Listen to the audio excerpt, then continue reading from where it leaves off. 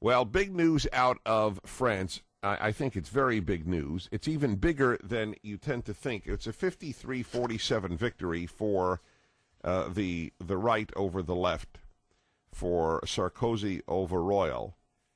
And you have to understand the dimensions of this victory.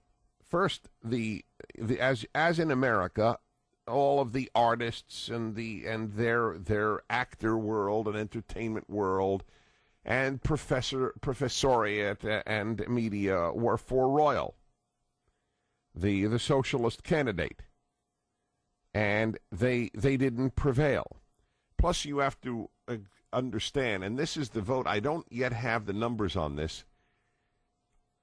Overwhelmingly, the immigrants, and in France that means largely Muslim immigrants, and that we're talking about 10 million people, either immigrants or the children of immigrants, 10 million, and of those who would vote, virtually everyone would vote for Sarkozy. Sarkozy is speaking against has spoken out against a lot of the violence committed in the regular rioting that is never reported in the American media, the constant rioting and burning of cars that has taken place in France, and largely by African and Muslim immigrants, as they are called, or the children of African and Muslim immigrants.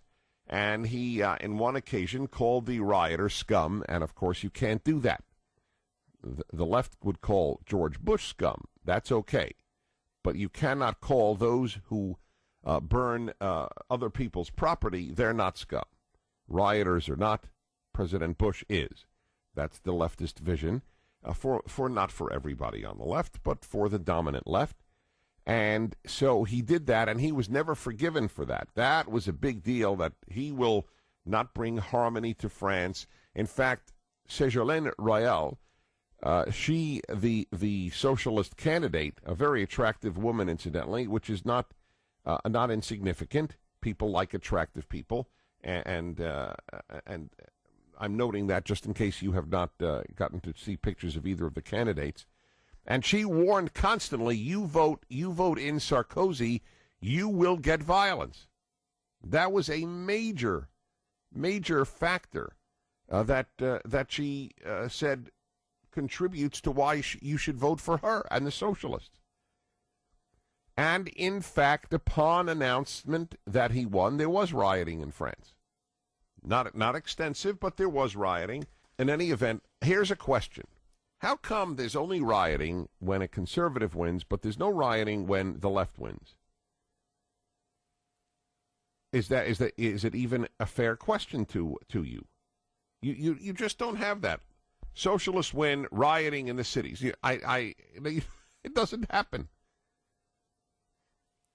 So Sarkozy wins, and he has the victory, as I was saying, is all the more remarkable than 53-47 because of the 10 million Muslim voters, the 10 million Muslims. I don't know how many voted. That's the question.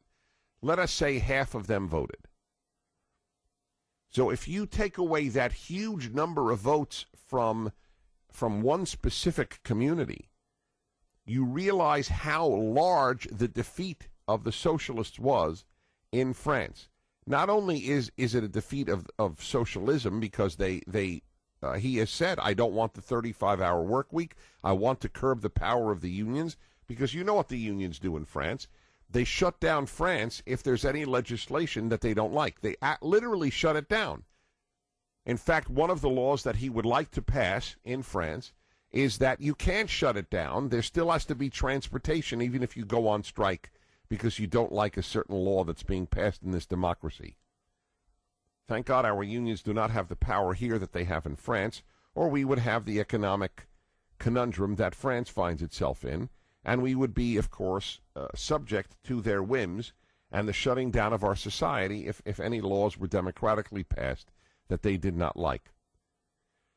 But it is not only a refutation of a lot of their most revered socialist ideas, like the 35-hour work week, but it is also a vote for a man who said he's pro-American. Not only pro-American, but he has also said He is anti-American. He's both. It is not good for France not to be allied with its great ally across the Atlantic, the United States of America. And he was elected.